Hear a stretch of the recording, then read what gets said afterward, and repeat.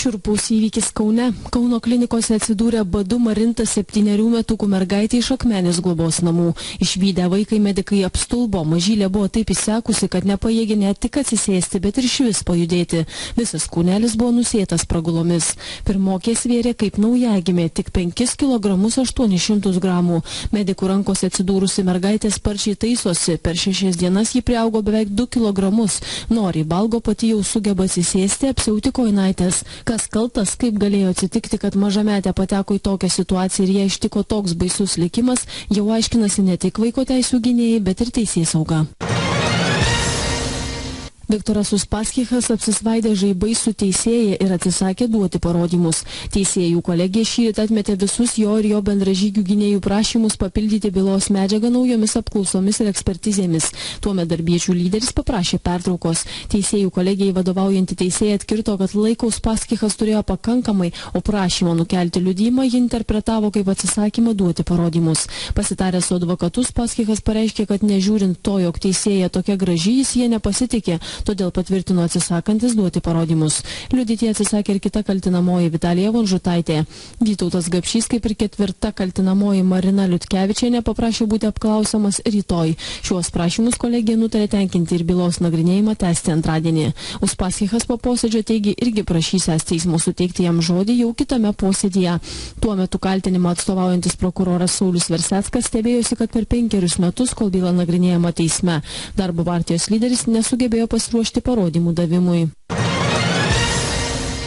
Šeštadienį paskelbta, kad Geroji ūkio banko dalis atitenka Šiaulių bankui, tuo tarpu Blogai bus skelbiamas bankrotas. Pagal patvirtintą preliminarų turto vertinimą bendrai Šiaulių banką perkeliamų įsipareigojimų klientams suma sudaro 2 milijardus 700 milijonų litų.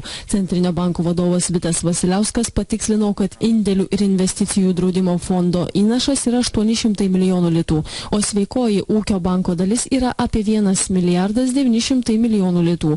Didžiausias Šiaulių banko akcininkas Europos rekonstrukcijos ir plėtros bankas sandoriui finansuoti suteikė 20 milijonų eurų paskolą. Paskolos grąžinimo terminas iki 10 metų. Teisininkai ir investuotojai mano, kad toks scenarijus turėtų sukelti bylų laviną. Ūkio bankų iškėlus bankroto bylą bus sudaryta kreditorių eilė, o didžiausių kreditoriumi taps indėlių ir investicijų draudimas. Taigi iš esmės nebelieka jokių galimybių atgauti indėlius didesnius nei 100 000 eurų. Teisininkai prognozuoja, kad stambieji indėlininkai pasinaudos progą bylinėtis dėl to, kaip buvo perimtas bankas. Ta pati prognozuoja ir Lietuvos investuotojų asociacija, teigianti, kad už pasiekmes turės atsakyti ir banko vadovybė ir auditoriai, o bylo iškelti Lietuvos bankui.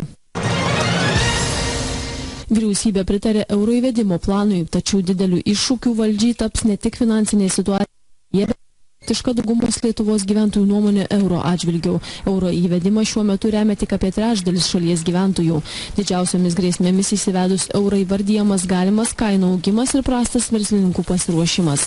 Vyriausybė taip pat planuoja pasirašyti susitarimus su prekybininkais ir gamintojais, kad jie artėjant euro įvedimo datai be pateisinamo pagrindo nedidintų prekių ir paslaugų kainų. Lietuva kitais metais gali tapti vienintelė Baltijos valstybė neįsivedusią euro. Latvija tai ketina padaryti nuo kitų metų. Lietuvai dėl per didelės infliacijos nepavyko įsivesti euro 2007 pradžioje.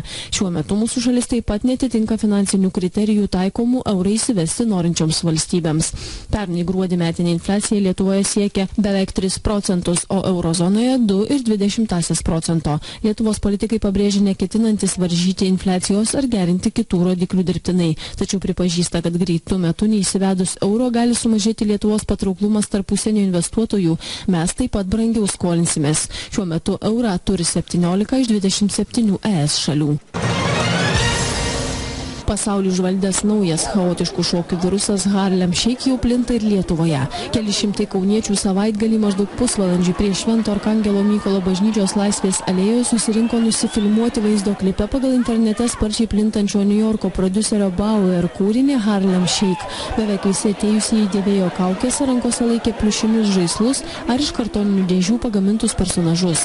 Keli jaunuoliai spaudžiant šaltukui avėjo guminės šlepetes, trumparankovius marškinėlius arba kūną šildė tik halatais. Viena mergina įsisupo į miegmaišį ir kol buvo filmuojamas vaizdo klipas, moliojosi ant žemės. Tujokauke šviečiantys perukai, bokso pirštinės ir kriaušė, tai tik keli kauniečių turėti akcentai. Tie, kas neapsirengė išradingų kostiumų, apsiviniojo lipnią juostą.